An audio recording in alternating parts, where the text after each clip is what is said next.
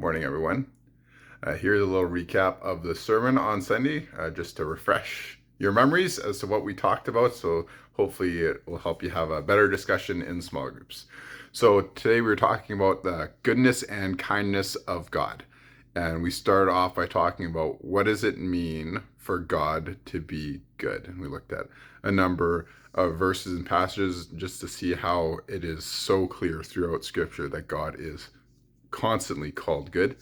And then we talked about, well, what does that look like? And we ended by that section by talking about how God will always do what most glorifies himself.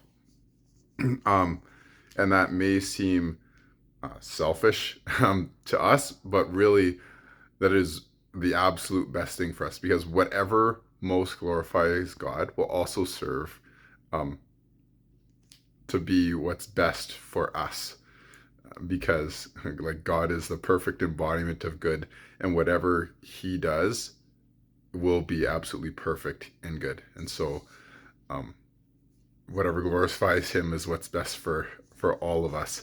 And even though that may not be experienced as good for those who hate God or are in opposition to him, but for us who love him, it is the absolute best.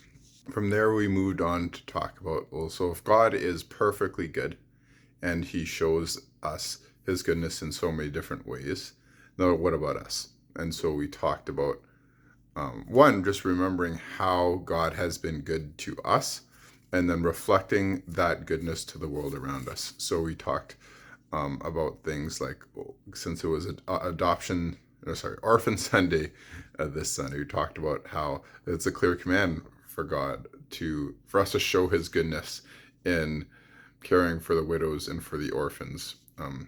We also talked about how, because obviously goodness and kindness are fruit of the Spirit.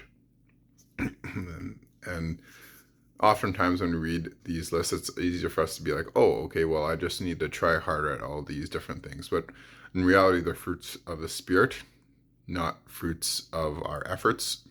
So our response should not be, okay, I need to try harder only, but it should be that, for us to draw nearer to God and to let his work shine through us. Not that we don't try, absolutely we should try, but it shouldn't cause us to just try harder. It should cause us to draw nearer to God, to draw nearer to his kindness and goodness, so that we can better reflect it to the world around us.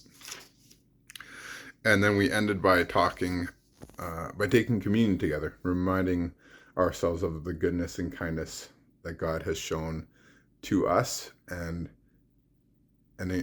encouraging us to remember what he has done for us so that we can shine it to the world around us. And so I hope that you have a great discussion talking about God's goodness and kindness, and that it would help serve you to show his goodness and kindness to others, but also to dwell on and to remember more clearly how good God has been to you.